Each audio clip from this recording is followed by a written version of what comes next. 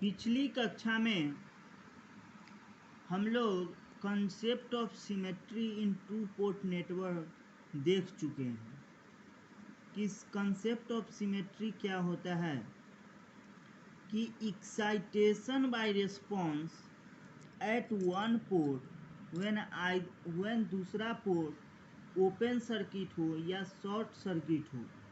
तो यहाँ पे हम लोग सर्किट को एक दूसरे पोर्ट को ओपन सर्किट लिए हैं। तो ओपन सर्किट लिए यहाँ पे टू पोर्ट नेटवर्क है। यहाँ पे एक्साइटेशन Vs है और रिस्पॉन्स I1 है और दूसरा पोर्ट ओपन सर्किट है, तो इसीलिए I2 इक्वल्स टू 0। तो Vs by I1 at I2 equals to 0। उसी प्रकार से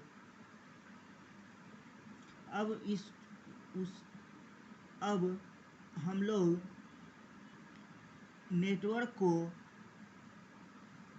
दूसरे पोर्ट पे एक्साइटेशन Vs दे रहे हैं और रिस्पॉन्स I2 है और दूसरे पोर्ट को ओपन सर्किट रख रहे हैं।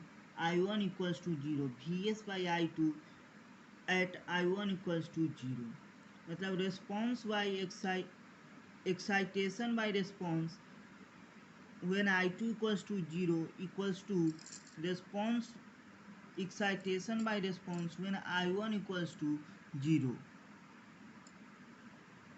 In terms of Z parameters के टर्म्स में हम लोग कंडीशन फॉर सिमेट्री देख रहे हैं कि Z पैरामीटर में सिमेट्री का कंडीशन क्या होगा।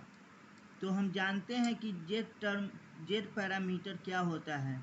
V1 equals to Z11 I1 plus Z12 I2, ये पहला इक्वेशन होता है और V2 equals to Z21 I1 plus Z22 I2, ये दूसरा इक्वेशन होता है। अब हम लोग कंडीशन को पुट करते हैं। पहला है जब पोर्ट 1 को एक्साइटेशन Vs देते हैं और दूसरे पोर्ट को ओपन सर्किट करते हैं तो I2 equals to 0।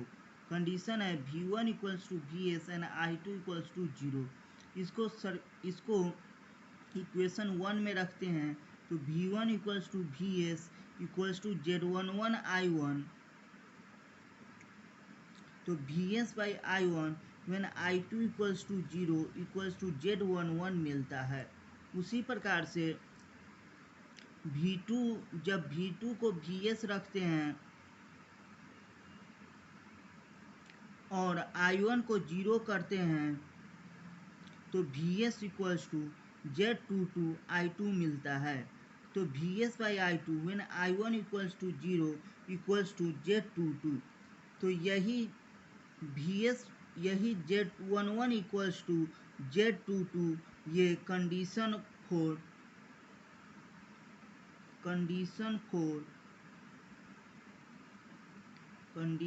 For symmetry in Z parameter होता है।